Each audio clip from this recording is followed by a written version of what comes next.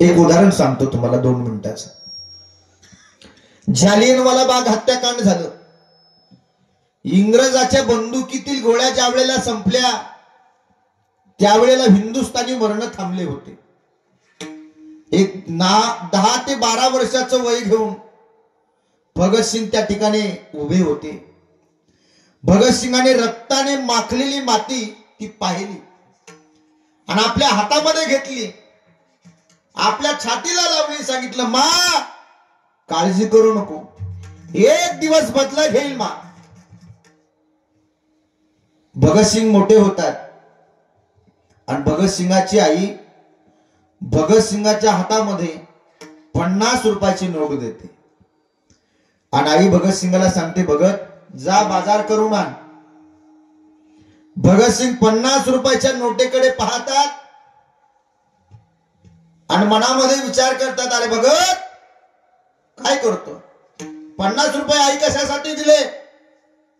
अरे भगत तुला पाहायला पाहुणे आले, बाजार करून आण, पाहुण्याला जेवू घालायचं.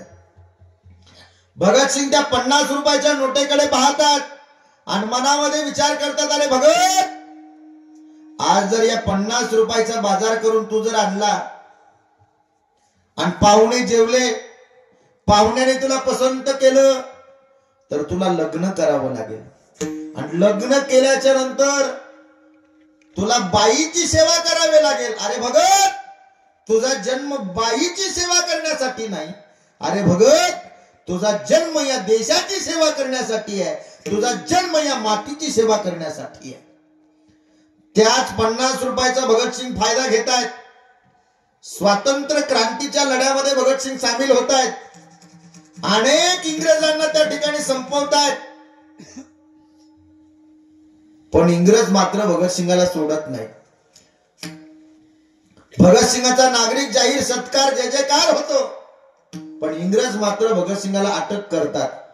ते लाहोरच्या जेलमध्ये 22 ते 23 वर्षाचं भगतसिंगाचं वय आहे आणि 8 दिवसांनी भगतसिंगाला फाशी देणार असं जाहीर केलं.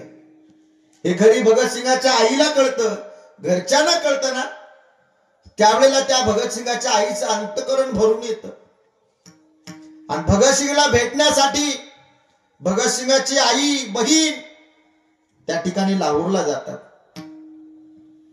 भगतसिंग जेलमध्ये आहेत.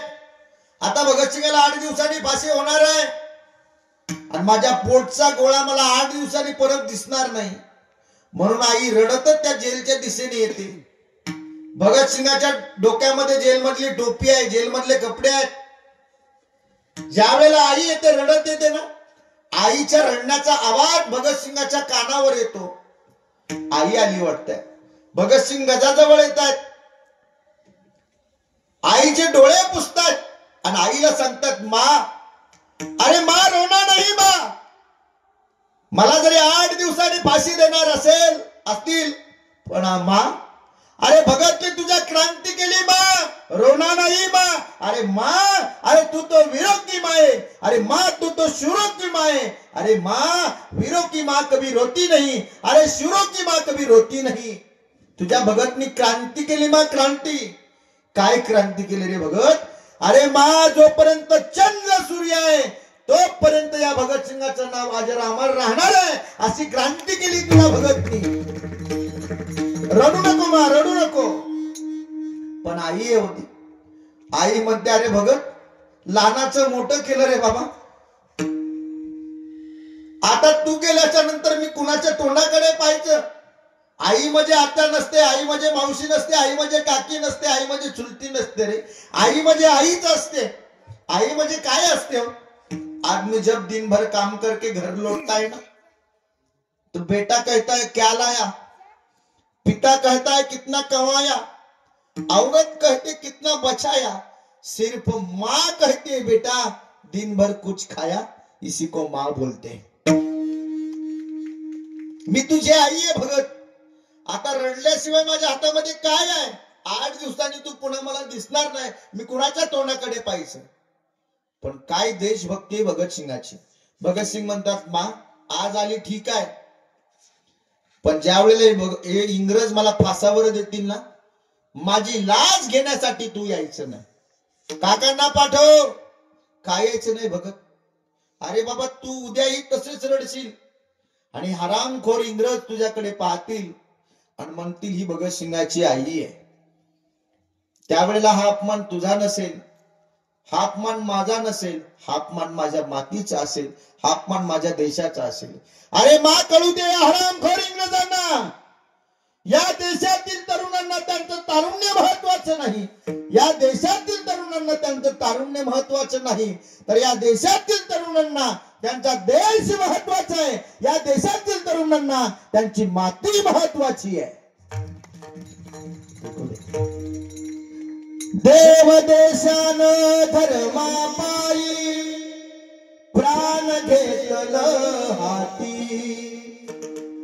शूर आम्ही सरदार म्हाला काय कुणाची भीती. मायेच्या गर्भात उमगली झुंजाराची रीत.